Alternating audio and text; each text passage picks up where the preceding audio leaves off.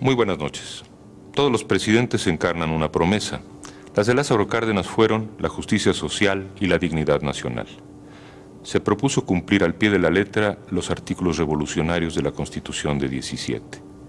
Su sexenio tuvo, como el de todos los presidentes, luces y sombras. Por una parte fue particularmente sensible a las demandas sociales, pero por otra parte consolidó el antidemocrático monopolio del partido oficial. El programa de hoy está dedicado a aquel decisivo sexenio. Acompáñenos.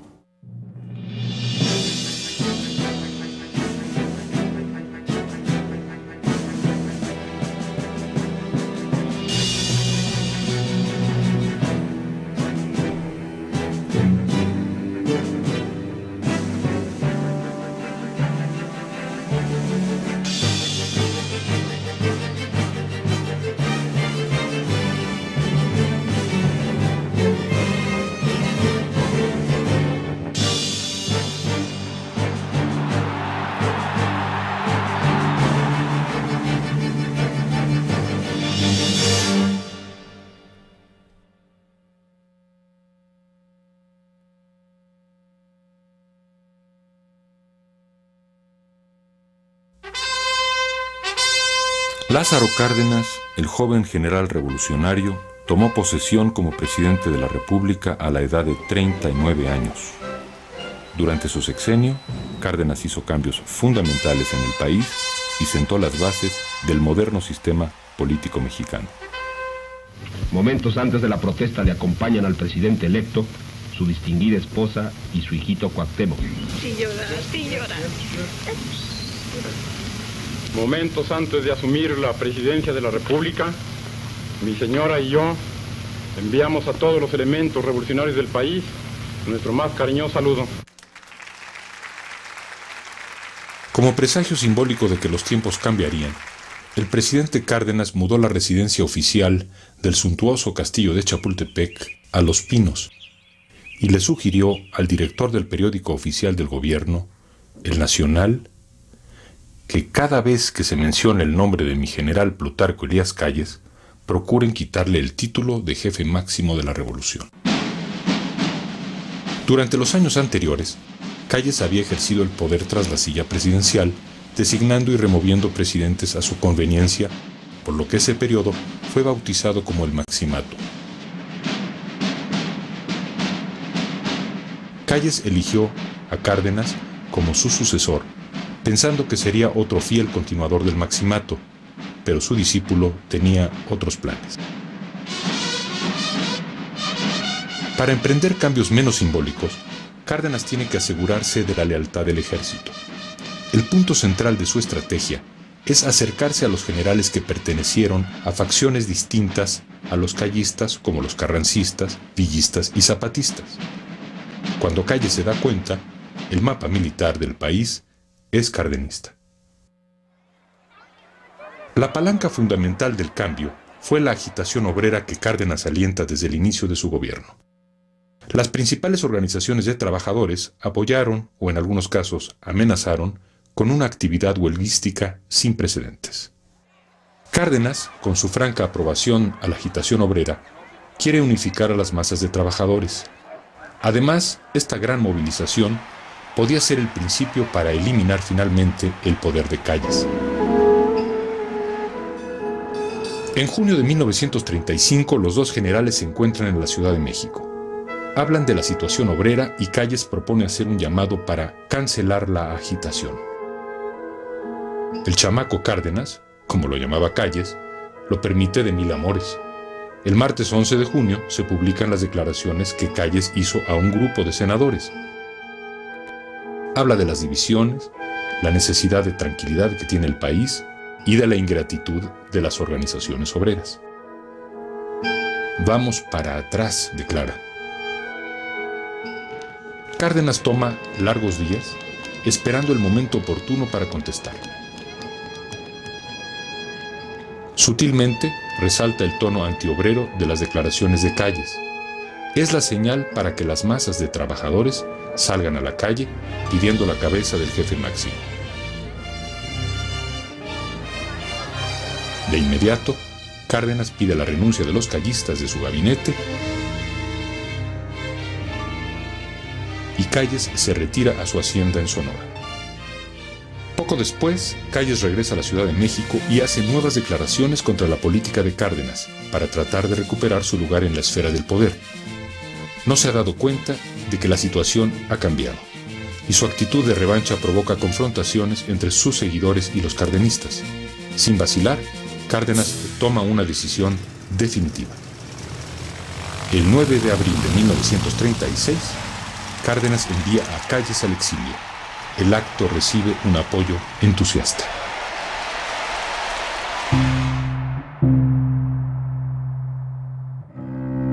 Con su magistral operación quirúrgica y con la ayuda de un Calles enfermo, cansado y debilitado políticamente, Cárdenas había depuesto para siempre al poder tras la silla presidencial.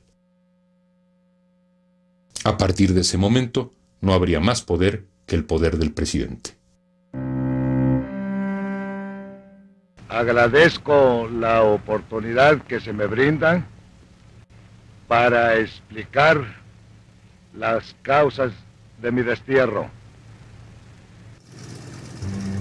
Ya en Estados Unidos, Calles declaraba a la prensa: fui expulsado de México por combatir el comunismo. Dios mediante, las cosas cambiarán y podré regresar a mi país. Aunque se trata del hombre que había utilizado la violencia y los asesinatos en los últimos años, como en el caso del general Serrano en Huitzilac o la matanza de los jóvenes vasconcelistas en Topilejo en 1930, Cárdenas lo elimina no a la manera sonorense, por y con sus pistolas, sino a la manera michoacana, un poco más suave. Para asumir el poder del gobierno, Cárdenas rompe con su padre político. Años después, al terminar su mandato, lo haría también con Mújica, su padre ideológico. Las medidas del general Cárdenas eran muy decisivas. Tomaba una medida, la ejecutaba, y resultaba tan escandaloso que al jefe máximo de la revolución, con tanta facilidad, lo pasaran de su cama a un avión de allí a Estados Unidos, que todo el mundo ya dijo: bueno, pues este hombre sí, viene con fuerza. ¡Viva Cárdenas, muchachos! ¡Viva la revolución! ¡Viva los agraristas! Ya con el control del poder, Cárdenas se propone realizar sus dos grandes proyectos: unir a los obreros en una sola organización y el reparto de la tierra. A través de su proyecto de reforma agraria, Cárdenas se propone resolver los problemas más antiguos del país: la tenencia de la tierra y la miseria en el campo. Cárdenas ve en el ejido la forma de posesión comunal de la tierra, una herramienta para que los campesinos rompan su dependencia con respecto al patrón. No es solamente un acto de justicia, después de siglos de explotación, sino un método para mejorar las condiciones económicas del campo. Nosotros las tierras por Campo Pintura, donde siembro, pagábamos renta en el dueño de la hacienda en San José Vistahermosa. Todo era dueño de la hacienda, los españoles apropiaban. Nosotros nomás trabajábamos de jornal y ya. Y las tierras de nosotros, ahora no, cada quien tiene su parcela. Yo tengo 4 hectáreas. Para apoyar al ejido, crea el Banco de Crédito Ejidal y aumenta los recursos del Departamento Agrario. El Estado ofrecerá planes, organización, crédito y otros servicios. Pero el objetivo más oculto es, ante todo, destruir la hacienda y el poder político de los hacendados, muchos de ellos generales callistas. En octubre de 1936, Cárdenas dio el primer gran paso: el reparto de la laguna en Coahuila. La CTM y el Partido Comunista habían hecho un trabajo sindical y político en la región. Cuando Cárdenas llega, el terreno estaba abonado para el reparto. Las 220,000 hectáreas de riego pertenecían a un grupo no muy numeroso de grandes y medianos latifundistas, entre ellos algunos generales revolucionarios. El reparto duró 6 semanas. Cárdenas no se baja de su tren olivo, de donde suben y bajan campesinos, mientras los patrones se jalan los cabellos. La entrega tuvo muchos instantes emotivos. En el aniversario de la Revolución, un exvillista le entrega su carabina 30-30 a cambio de un arado de hierro. Cárdenas se emociona profundamente. Pero uno de los problemas que se derivaron de la premura con que se hizo el reparto fue la distribución de tierras. Como la ley daba al afectado el derecho de elegir 150 hectáreas, los hacendados se quedaron con las tierras más fértiles cercanas a los canales de riego, el núcleo administrativo de la hacienda, los almacenes y bombas de agua. La que siguió en turno fue Yucatán. El Enequén había dejado prácticamente de estar en uso, la demanda del Enequén ya era muy poca. Y entonces las plantaciones y las instalaciones de estas haciendas ya eran poco productivas. Pero seguían en manos de la casta divina y esta no estaba dispuesta a dejarlas ir sin pelea, ¿no? En Yucatán, en solo 23 días, Cárdenas expropia 360,000 hectáreas y las entrega a 34,000 ejidatarios. Se prometen muchas cosas y el proyecto incluye la fundación de un instituto agrícola enequenero. El Banco Ejidal prestará 35 millones de pesos sin intereses por el tiempo que sea necesario. Por desgracia, el gran ejido yucateco no funciona. El Banco Ejidal se comportó como un patrón rígido e impersonal y además como un patrón corrupto. Un año después, los campesinos yucatecos le echan en cara a Cárdenas la miseria, el hambre y el descontento que privan en la zona. Los ejidatarios se preguntan dónde quedaron los 35 millones prometidos. Y todo este descontento es el resultado de la falta de planeación. El presidente se lamenta. ¿Qué nos ha pedido Yucatán que no le hayamos dado? Otras fueron las circunstancias en dos haciendas de su natal Michoacán.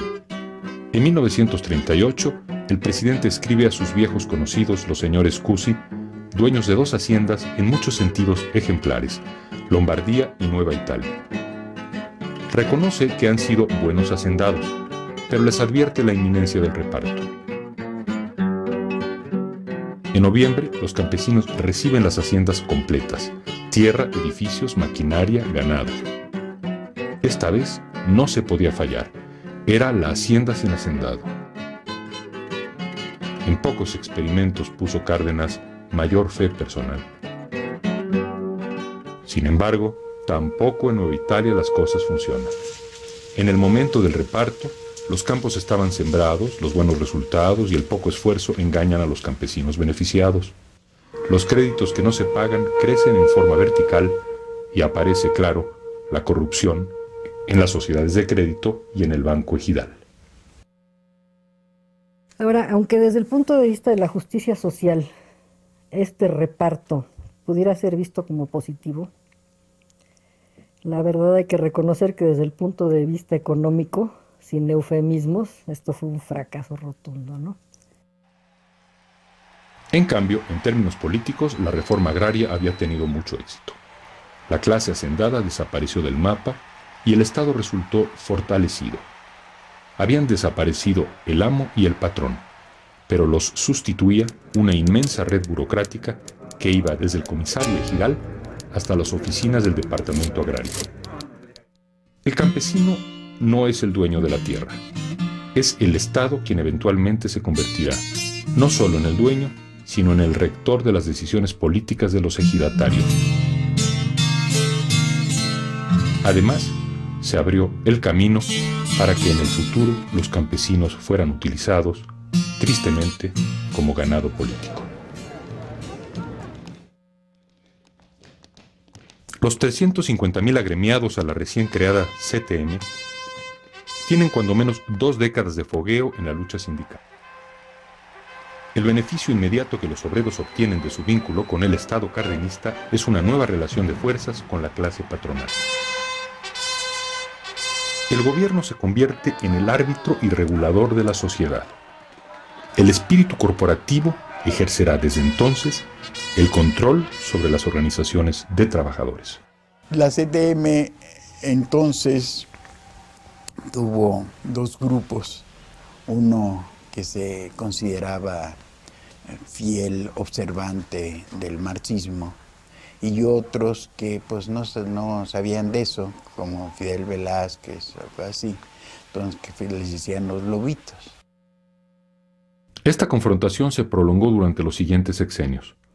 Lombardo Toledano, partidario del marxismo y quien pasaba mucho tiempo fuera del país, fue desplazado años después y se impusieron los grupos encabezados por Fidel Velázquez, quien se convirtió con los años en un baluarte del sistema político mexicano.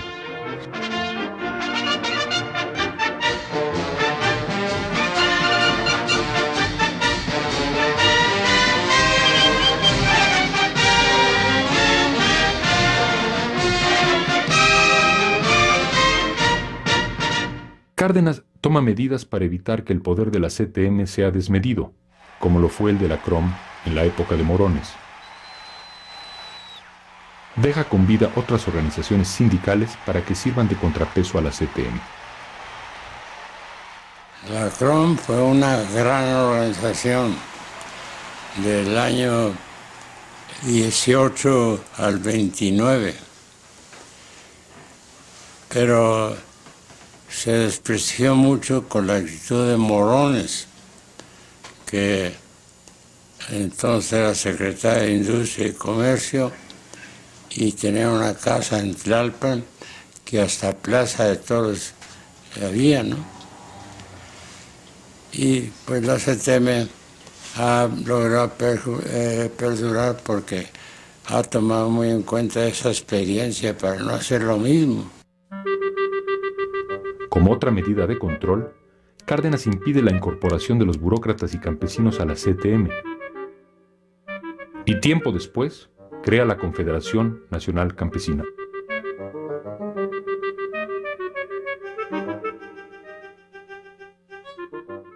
Esto era muy curioso porque por un lado parecía que surgía un nuevo actor político a nivel nacional, que era el movimiento obrero, estructurado, vinculado ya al proyecto modernizador, industrializador, etc.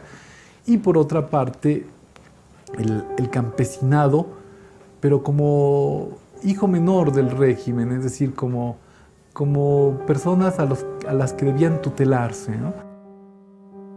Sin embargo, la actitud de Cárdenas frente a los obreros no fue siempre la misma.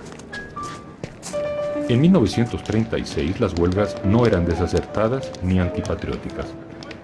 3 años después, en 1939, sí lo eran. La nueva línea con los obreros tuvo su origen en el momento de la sucesión presidencial, que se volvía prioritaria para el Estado y exigía un clima de equilibrio. El sentido de fondo es, sin embargo, el mismo.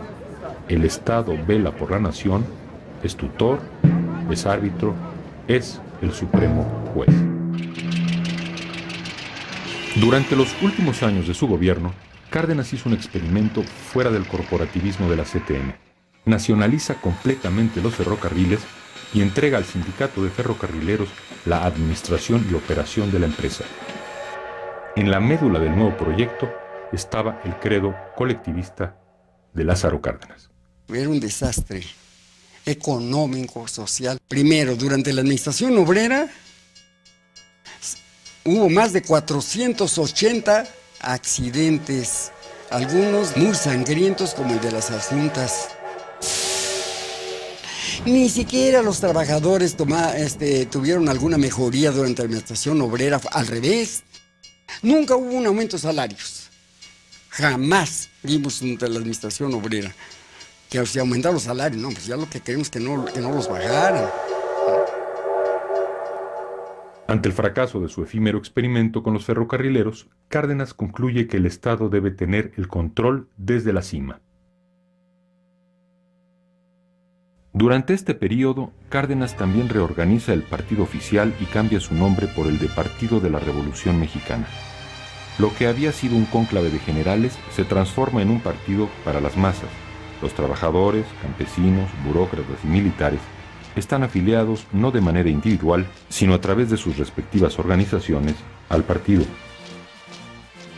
Con el PRM, 30 años después del comienzo de la revolución, un nuevo padre político impone el poder como una ordenada y bien cimentada estructura. Las raíces de este nuevo Estado estaban, hasta cierto punto, en el pasado colonial y aún prehispánico de México. Desde tiempos de Cárdenas, a través de las organizaciones gremiales y campesinas, el gobierno regirá la vida política del país. Durante el gobierno de Cárdenas, Tomás Garrido Canaval, el fanático antirreligioso gobernador de Tabasco, y su grupo de camisas rojas han sido descartados. Con esta medida, la persecución religiosa no desaparece, pero disminuye ostensiblemente. Por desgracia, se organizan bandas de católicos que combaten ferozmente a los maestros rurales, como el patético caso de los profesores desorejados. Al mismo tiempo, sectores de la derecha publican panfletos acusando al gobierno de comunista. Hacia el final del sexenio, en septiembre de 1939, Manuel Gómez Morín funda el Partido Acción Nacional en oposición al cardenismo. Su proyecto original retoma las raíces democráticas y maderistas de la revolución y propone una organización social y económica libre del corporativismo estatal. Paralelamente, la oposición más seria está en los sectores anticardenistas del ejército. La rebelión de Saturnino Cedillo, posiblemente relacionada con intereses extranjeros sobre el petróleo, es el caso más notorio. Cedillo fue el último cacique militar que intentó levantarse contra el gobierno. Cárdenas había viajado personalmente a San Luis Potosí para tratar de disuadirlo, y su muerte, ocurrida en circunstancias poco claras, no parece achacable al presidente.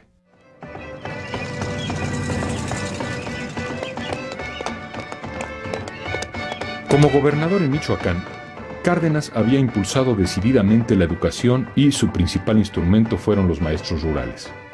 Como presidente, también cuenta con su apoyo. Nosotros vemos que el maestro se convierte en un protagonista social de enorme importancia en la vida mexicana. No solamente es el que enseña a leer y escribir, sino que es el que organiza la comunidad, el que encabeza las luchas por la reforma agraria, el que limita la acción del clero, digamos, etcétera, etcétera. Ahora la querella en torno a la educación socialista está a la orden del día y muy ligada a la retórica revolucionaria de la época. Porque la escuela socialista nos enseñó cómo defender nuestros derechos. Las enseñanzas de mis maestros que hacían crítica del sistema, que hablaban de la liberación social de los oprimidos. La cuestión de la educación fue tremendo. Las gentes en general en la República no aceptaban eso. Entonces en las escuelas pues se tenían, dijéramos, hasta hace poco todavía, un cuadro donde estaba Benito Juárez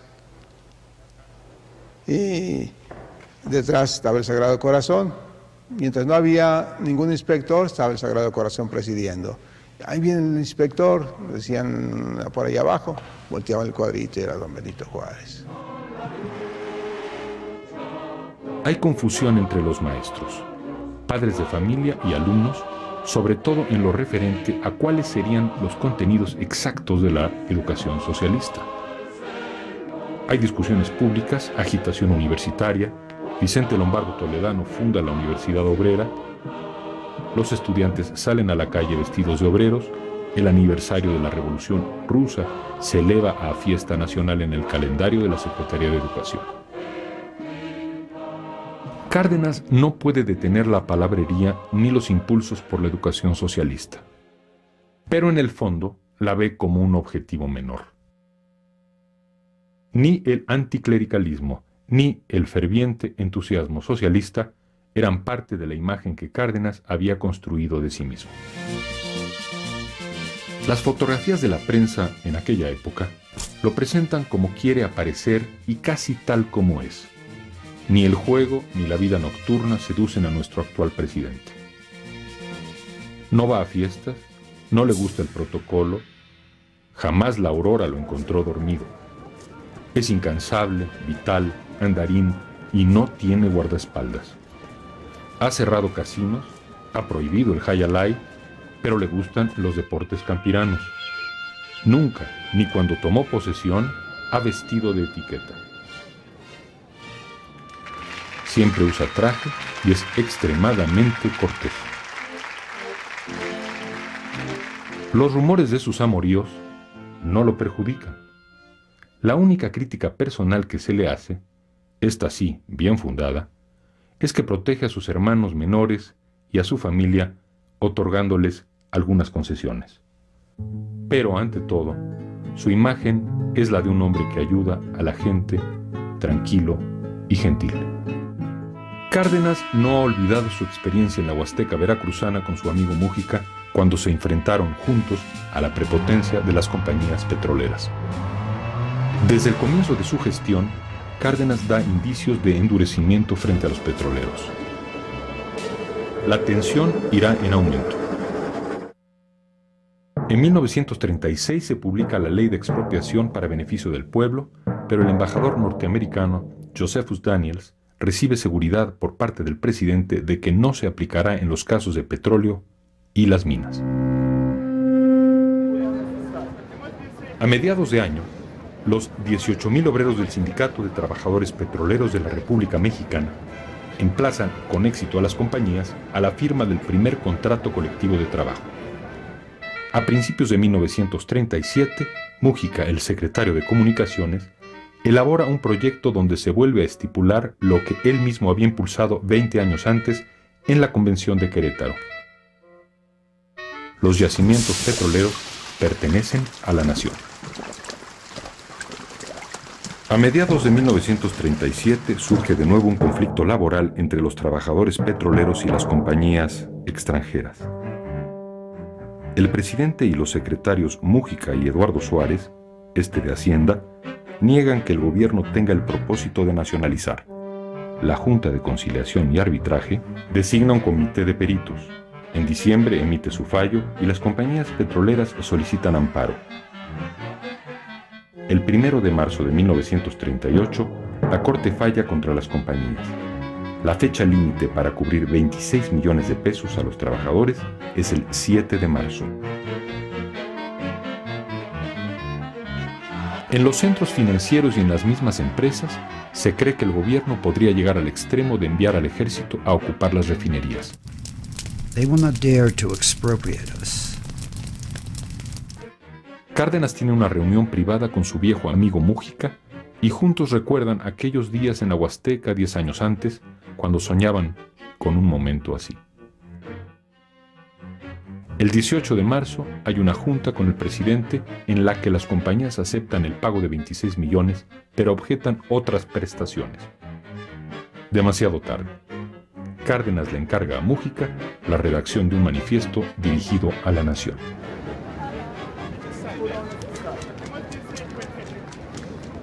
Es el interés público de los mexicanos y aún de los extranjeros que viven en la República y que necesitan de la paz y la dinámica de los combustibles para el trabajo. Es la misma soberanía de la nación que quedaría expuesta a simples maniobras del capital extranjero. Se trata de un caso evidente y claro que obliga al gobierno a aplicar la ley de expropiación en vigor.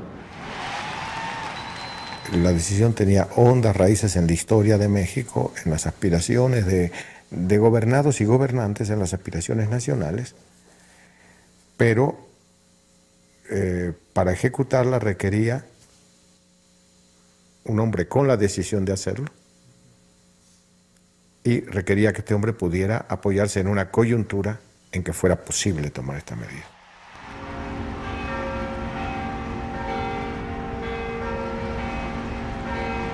Serán legendarias las colas de gente de todas las clases sociales que en Bellas Artes contribuyen al pago de la deuda con lo poco o lo mucho que tienen, ya sea joyas o guajolotes.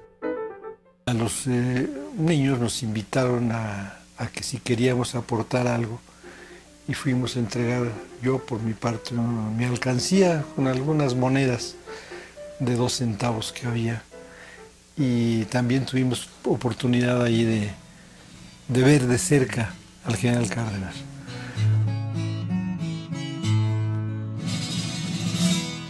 $20,000 estudiantes de la recelosa Universidad Nacional lo vitorean. Cárdenas toma la bandera de la universidad y la ondea con emoción. El pueblo, eufórico, canta corridos. En que nuestro presidente declaró la expropiación,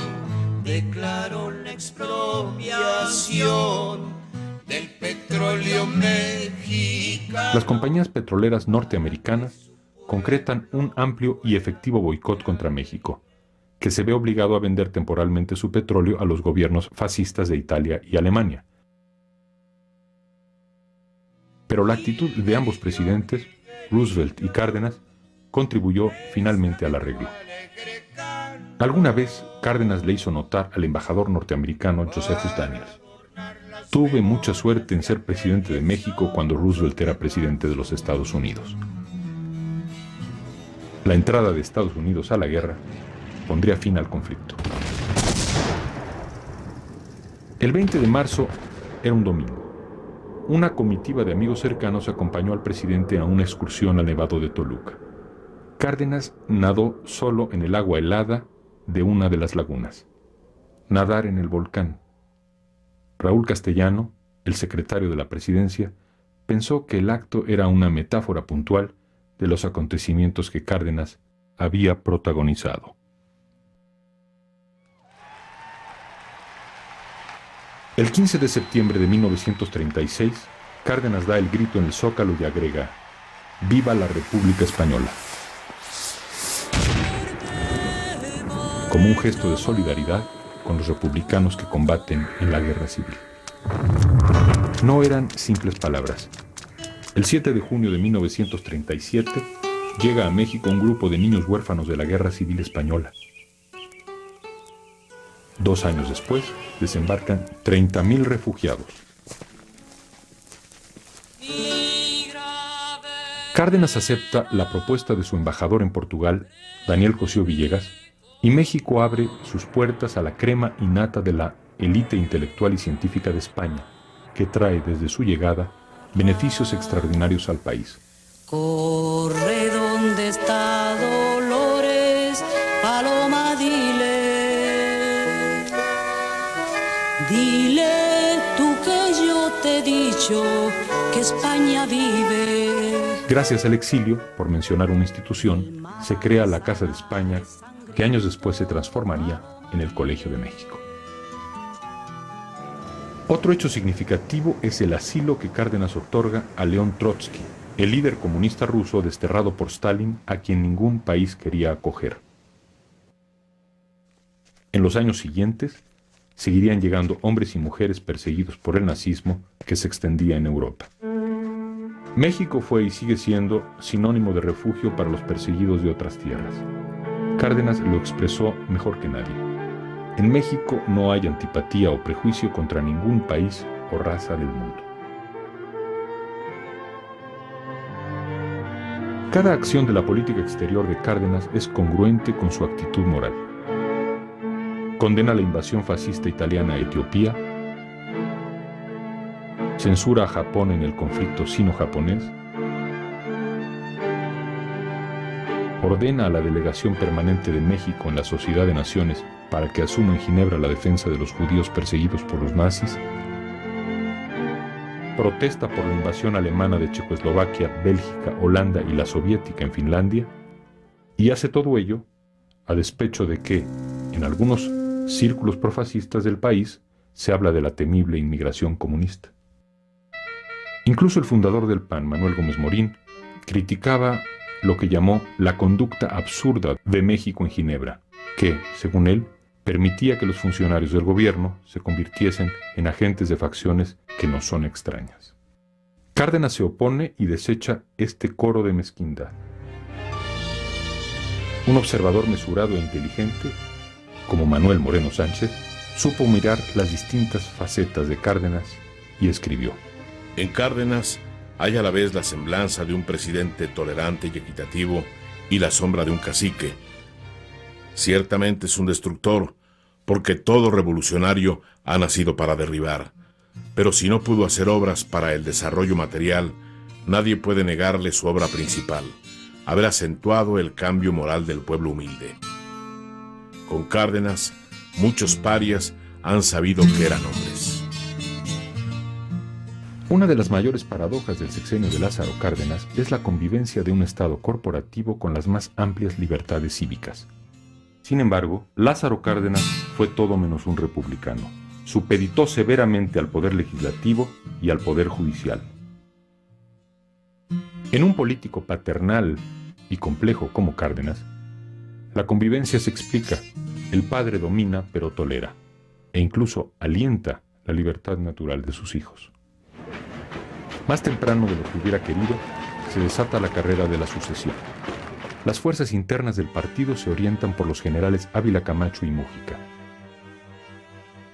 Los grupos anticardenistas postulan a Juan Andreu Almazán y se piensa que la elección lógica de Cárdenas será Múgica. Pero él hace a un lado a su padre ideológico, como había hecho con Calles, su padre político. Yo pienso que tuvo miedo de parte de los dirigentes de la política de que fuera demasiado radical en su pensamiento y vinieran a intervenir o pudiera causar dificultades con nuestro vecino del norte. Y se decide por un militar moderado, su antiguo y fiel lugarteniente Manuel Ávila Camacho. Le pregunté por qué no había elegido a otro de los candidatos, como por ejemplo el general Múgica, que era muy adelantado en sus ideas, ¿por qué no lo había elegido? Me dijo, porque lo que más me importaba, me dijo Lázaro Cárdenas, es que hubiera paz en el país. Y el que podía asegurar la paz en el país en una época conflictiva como la que el mundo comenzaba a vivir por la Segunda Guerra Mundial, era Manuel Ávila Camacho. Múgica renuncia a su precandidatura. Ávila Camacho queda como candidato oficial y su contrincante será Juan Andreu Almazán, el líder de la oposición, quien cuenta con el apoyo de muchos sectores anticardenistas. Pero la flamante maquinaria del PRM no va a perder sus primeras elecciones, que resultan sucias y sangrientas. El 1 de diciembre de 1940, día de la toma de posesión de Ávila Camacho, Cárdenas apunta en su diario: me esforcé por servir a mi país y con mayor empeño al pueblo necesitado. Cancelé muchos privilegios y distribuí en buena parte la riqueza que estaba en pocas manos. Palabra por palabra decía la verdad. Había realizado su sueño de la reforma agraria, nacieron las grandes organizaciones obreras, dio asilo a refugiados, gobernó sin derramamiento de sangre, pero sobre todo, afianzó la presidencia imperial y reforzó el poder del Estado. A los 45 años, Lázaro Cárdenas deja la presidencia, pero vivirá los 30 siguientes años como la voz moral del sistema.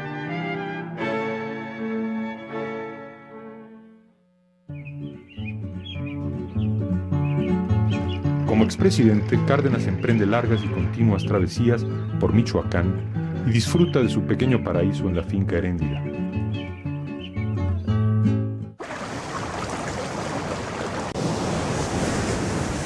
La entrada de México a la Segunda Guerra Mundial lo expulsa de su paraíso. En septiembre de 1942, Ávila Camacho lo nombra secretario de Defensa. Es el momento cumbre de la unidad nacional. Durante el régimen de Alemán, Cárdenas entrega al presidente su plan integral de la cuenca del Tepalcatepec. Es nombrado vocal y ocupa el puesto durante 2 sexenios. Se convierte en una figura clave de la política e impide el intento de reelección por parte de Alemania. Durante el sexenio de Ruiz Cortines empieza a asumir una posición crítica ante las acciones del gobierno, sobre todo en materia de las relaciones obreras. Durante el régimen de López Mateos, no oculta su franca admiración por el socialismo, apoya decididamente la Revolución Cubana se erige como el abogado moral de los presos políticos a raíz de los movimientos magisterial y ferrocarrilero. Pero como hombre del sistema, apoya la candidatura de Gustavo Díaz Ordaz. Más pronto de lo que Cárdenas piensa, las nubes oscurecen el horizonte. México entero sabe que cuando el ejército interviene es para salvaguardar la tranquilidad, no para oprimir al pueblo. En octubre de 1968, el expresidente condena públicamente la masacre de Tlatelolco. Lo vimos actuar después con mucho vigor y mucha energía en 1969 pidiendo la libertad de nosotros que estábamos en la cárcel, los líderes de 68. Pero sobre todo sigue trabajando en favor de los más necesitados. El expresidente es incansable y por eso aboga por las organizaciones campesinas, por eso recoge y nutre en su casa de México a 18 niños, por eso sigue recorriendo los caminos de la Mixteca, a pesar del cáncer terminal que lo llevará a la muerte en octubre de 1970. Antes de morir, Lázaro Cárdenas formuló su testamento político, en el cual, por primera vez, de manera clara, recordó y defendió la importancia del voto y de la democracia. Y han pasado presidentes y pasarán presidentes, pero ninguno puede hacer como él. ¿Por qué? Porque él siempre vio por el pueblo. Ay, repartió tierra a los pobres, lo deben de recordar. Ay, el señor don Lázaro Cárdenas, que fue nuestro general.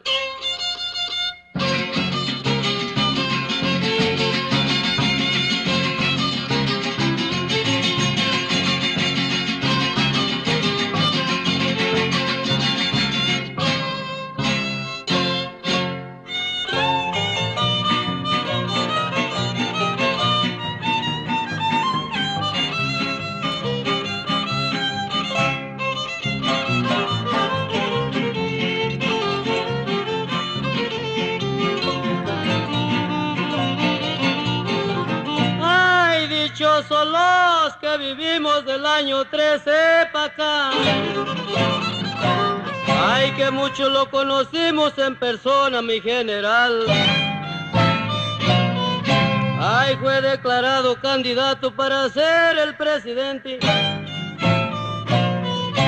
Ay, lo apoyó toda la gente, recibió en el 34, estoy hablando a su retrato.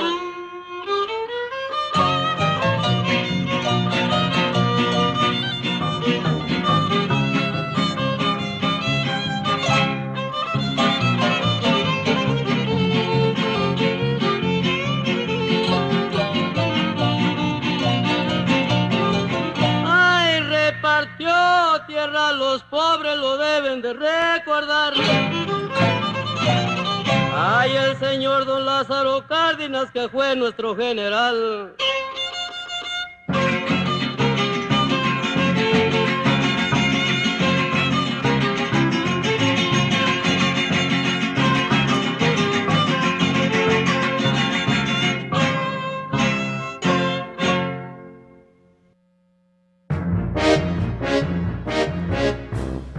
Próximamente, El General Caballero, la biografía de Manuel Ávila Camacho. Forma tu Videoteca de México.